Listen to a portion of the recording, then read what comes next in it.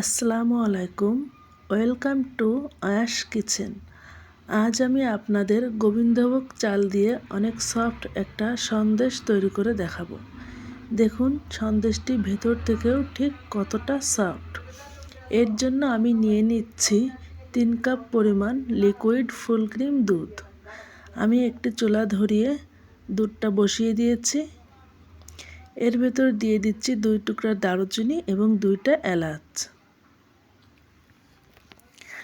আমি অপেক্ষা করছি দুধটা ফুটে ওঠা পর্যন্ত। আমি 1 চিমটি লবণও দিয়ে দিয়েছি। লবণটা দিলে মিষ্টির স্বাদটা ভালো আসে। আমি গোবিন্দভোগ চাল নিয়েছি 100 গ্রাম এবং এটা 2 ঘন্টা আগে ভিজিয়ে রেখেছিলাম। দুধটা ফুটে উঠলে আমি চালটা ধুয়ে দুধের ভেতরে দিয়ে দিচ্ছি।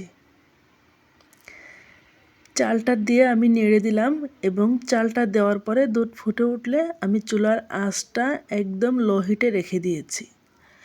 এখন ধৈর্য ধরে চালটা আমি ফুটিয়ে নেব।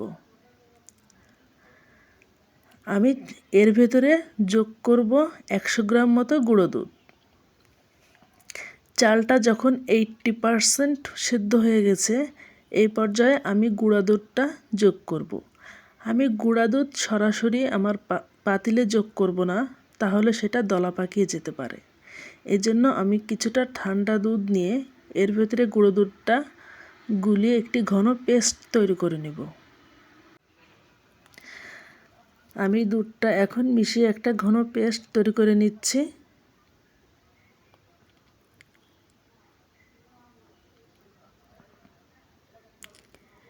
এখন এই পেস্টটা আমি দুধের পাতিলের ভিতরে ঢেলে দেব।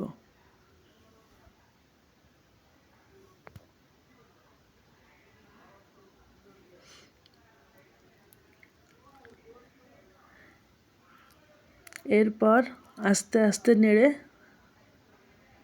পুরো মিশ্রণের সাথে মিশিয়ে নেব। আমি কিন্তু আমার সন্দেশে এখনও মিষ্টি যোগ করিনি। আমার চালের পরিমাণও ছিল 100 গ্রাম, গুঁড়া দুধ নিয়েছি 100 গ্রাম এবং চিনিও আমি যোগ করব 100 গ্রামের মতো। সব কিছু প্রায় সমান পরিমাণে। দেখতেই পাচ্ছেন আমার সন্দেশের মিশ্রণটি কেমন স্মুথ হয়ে গিয়েছে এবং কতটা ক্রিমি দেখা যাচ্ছে। কথায় আছে, যে জিনিস দেখতেও সুন্দর সে জিনিস খেতেও সুন্দর। আমার সন্দেশের মিশ্রণটি দেখে কিন্তু তেমনই মনে হচ্ছে।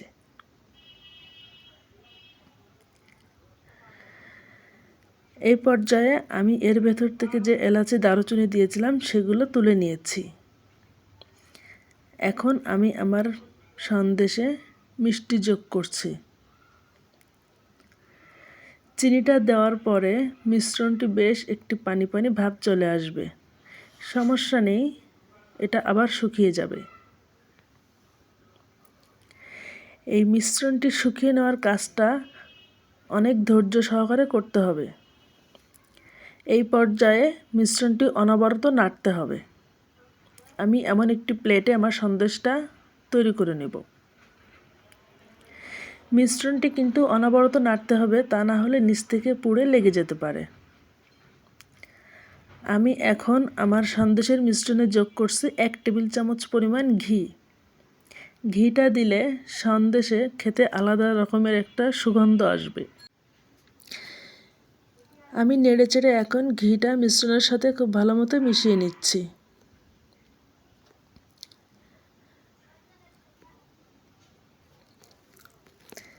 দেখতে পাচ্ছেন আমার মিশ্রণটা বেশ শক্ত হয়ে এসেছে এবং যখন নাড়তেছি তখন ঠিক চামচের সাথে মিশ্রণটা কেমন লেগে আসছে এবং কিছুটা দলা পাকিয়ে যাচ্ছে।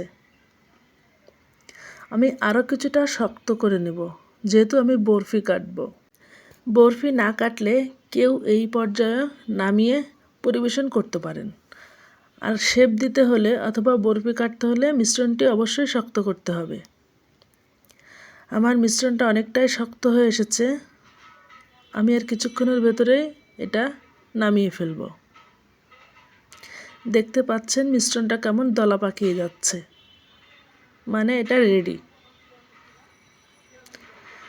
এখন আমি চুলা নিভিয়ে দেব এবং যে পাত্রে সেট করব সেই প্লেটে এখন ঢেলে নেব।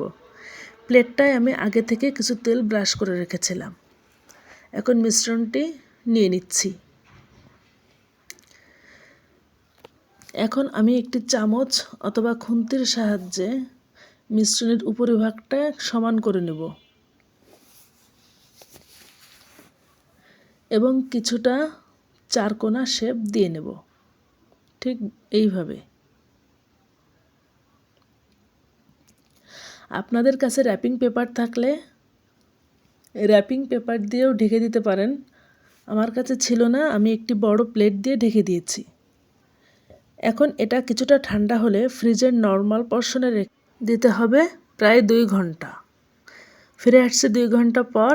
এরপর একটি ছুরির সাহায্যে আমি সুন্দর করে বরফি কেটে নেব। আমি সাইড থেকে বাড়তি অংশ কেটে ফেলে দিয়েছি। আপনারা চাইলে নিজেদের পছন্দ মতো যে কোনো শেপ করে কেটে নিতে পারেন। আমার বরফি কাটা হয়ে গেছে। এখন কিছু বাদাম এবং কিশমিশ দিয়ে ডেকোরেট করব।